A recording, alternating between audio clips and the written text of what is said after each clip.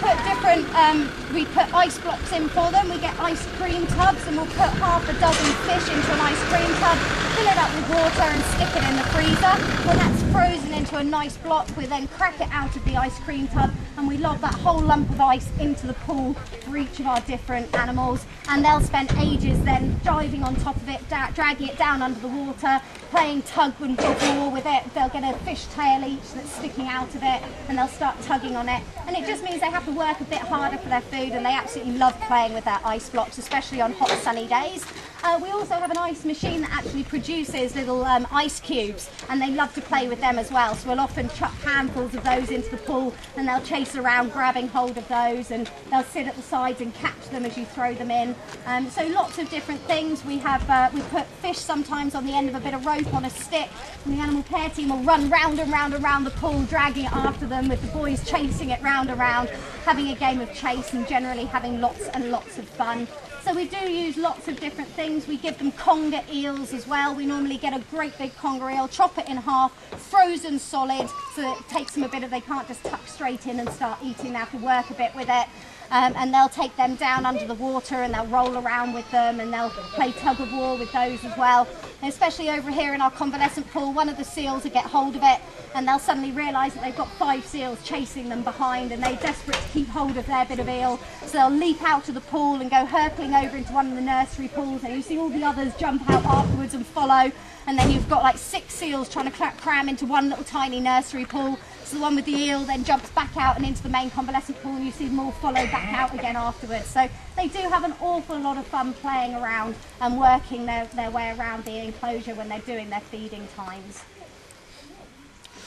Cool. I think that probably covers most of the work that we do here with our boys here at the sanctuary. So that covers all of our seal work. With our penguins, they're quite new, so we don't do that much with them at the moment. We're still learning about them. Since they've been here with us, when they first arrived, they were being fed directly into the water. They've only been here a couple of months, but within the first 6 weeks, we had them coming out onto the side and taking their fish by hand. They have had to become a lot more confident with us, but they're doing really, really well with that. So we're really pleased with their training on that side. And then with our otters as well, we go down and we do training with our otters, and we do environment enrichment work with them as well. They've got a deep plunge pool at the back of their enclosure at the top of the waterfall, and we'll get a big tray, plastic tray, we'll load a load of stones in it to weigh it down, we'll put a load of food in there, and then we weigh that right down at the bottom of their plunge pool. So they have to dive right down to the bottom to catch their food and stuff. For our otters, they're the only animals here at the sanctuary that ever get live food, and once in a while, for an extra special treat, it was their birthday, their 5th birthday in July, and on that day we went down onto the estuary and we caught them half a dozen little shore crabs, and they get live shore crabs to play with and to eat. And just like they would out in the wild, they get a stone to smash the shell open to get to the meat inside. But Starsky and Hutch, Starsky's definitely more intelligent than his little brother, and Starsky knows that when he gets a shore crab, the first thing he has to do is remove the claws. Hutch, not quite so intelligent, he'll spend 10-15 minutes running around in circles, getting nicked to left, right and centre before he works out what his brother's done, removes the claws, and he too can tuck in and start eating. So it's just to make their lives a little bit more interesting. And down with our otters, because they're so much smaller than our seals, we put little toys in there, a bit like kongs that you get for dogs that you hide the treats in. They've got a couple of little rubber toys like that we hide food in for them, and they have those down in the pool with them down in their enclosure as well. Okay. Perfect. So that finishes everything there. If you'd like to join me for the kids feed, which will be in about 10 minutes time at Fur Seal Bay, what I'm more than happy to do is keep a few fish back until the end of the feed, and then I'll come down the front and I'll just show you a little bit of Chaff and Andy's target training if you'd like me to. In fact, I could probably go and grab a couple of fish, and we could probably do that now before the feed, so that boys can just have their dinner as they normally would, and we can then move on and do our convalescent feeding. And if you want to then follow all the pools being fed later on, then you're more than welcome to do that. Welcome to National Seal Sanctuary. My name's Amy and I make up part of the animal care team here. And I just probably start feeding in here this afternoon and give all these guys their lunch. I'd just like to first of all tell you a little bit about the pup rescue work that we do here, and then I'll also move on and introduce you to some of these adult resident grey seals that call this pool home all year round. Now the main aim of the sanctuary is to rescue, rehabilitate and release grey seal pups back into the wild. And the pupping season actually starts in September, so we've just started now, but it'll carry on now through to February or March, where we usually rescue anything from between 20 and 50 pups. I don't know, has anyone been up to the hospital yet today? Not yet. Yeah? Well, if you have been up there, you'll see 4 of our pups up there at the moment. They're all doing really well. We've actually got 2 in our isolation unit as well. So we've got our first 6 pups of the season. They've all come in for a number of different reasons. It's usually things like bites from larger seals, or sometimes they get trapped in fishing netting or hit against some rocks in a storm. The main reason though is usually from malnutrition. They usually stay at the sanctuary about 3 to 4 months, and in that time they have to learn the biggest lesson of all, which is to learn how to feed and learn how to compete for their fish. So up in the hospital you might have seen a few of them have got water in their pen. Mike, the one in the end, he's just learnt to feed for himself in the last 2 days, so he's doing really well. Sally, the one next to him, who's still got a really long white coat, that shows that he's less than 3 weeks old, so he's still on milk at the moment. He's fed every 4 hours. We're hoping he's going to molt any day now, but he is taking his time. And the other 2 girls in pens 1 and 2 are still being force-fed fish at the moment, but we're hoping they're going to learn to feed any day now. And once they have learned, then they move down here to the pools, first of all into the nursery pools at the end, just with another pup, so they have to learn first of all to compete against the other pups for their fish, and then we move them all into here, where they have to learn to compete against the other pups and the adults and the seagulls as well, that will happily take every fish that lands in here. So it's a really good learning place for our pups. And they stay here until they weigh 40 kilos. Once they reach that weight, then we release them all. Before we do release them though, we do need a way of identifying them if they're spotted around the coast. Would anyone like to guess what identification method we use with our pups is? Tags. Tags, yeah, that's right. Yeah, they're all tagged. They're all tagged on the webbing of their rear flippers. On the right if they're a girl, on the left if they're a boy. And it is just so that if they're spotted once we release them, we can tell exactly which pup they are with a number on their tag. And we can also tell the year that they were rescued and released by the colour of the tag. Last winter we used blue colour tags, and the one we just started, we're going to use white ones this year. So if any of you go to the beach this year and you're lucky enough to spot a seal, and you happen to notice that it's wearing a tag, even if it's just the colour that you see, please ring us up and let us know, because it's really nice to know how well they're all doing once we've released them. Okay, well I'll introduce you to a few of our adults that we have in this pool all year round. Sadly, these are the guys that we've rescued over the years but can't release for different reasons. So you'll notice if you have a look that nearly all of them are completely blind in here. But they've all come in for a number of different reasons. I don't know if anyone's managed to count how many residents we have in this pool. Would anyone like to guess? Yeah? 5. 5, nearly. Hopefully there's 2 more. 7. 7, yeah, we should have 7 seals in here altogether. We've actually got 6 females and 1 very lucky male.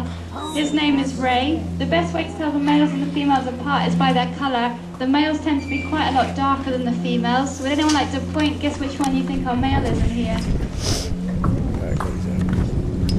No, I think he's... Yeah, that's right. Yeah, this is Ray, just swimming over now towards Claire at the moment. Just coming over to get some fish. He's our only male in here. His name is Ray, and he was rescued in 2001 from Widmouth Bay. He was actually rescued for quite an unusual reason. He was actually rescued because of his behaviour on the beach, not through any injuries. He was going up to people sat on the beach and wanting to play. So we were rang up here and we went out to have a look at Ray. We brought him back to the sanctuary, but even after a few days of being here, we were still a little bit confused by Ray's behaviour. So we called the vet in from Helston and he came out to have a look at Ray. And we sadly discovered that Ray's actually brain damaged and he suffered a really big blow to the top of his head. You might be able to see when he pops his head up again, he's just in front of me at the moment. He does have a slightly different shaped head to everyone else in this pool. And we think what happened, because he was such a young pup, that he must have got smashed against a cliff in a storm, and it has caused him to have a completely flattened skull. And it also does mean that he does do some unusual behaviour as well. So if you see him blowing bubbles at you today, or rolling his way around the entire length of the pool, please don't be worried about Ray, because although that isn't normal for a seal, that kind of behaviour is perfectly normal for Ray. Unfortunately for him though, his problems don't stop there. When he puts his head up again in a minute, you might be able to see that Ray's actually cross-eyed as well, so we think you can only see him double. And on top of this, he's got an underactive thyroid condition, which means that Ray loses his fur and goes bald.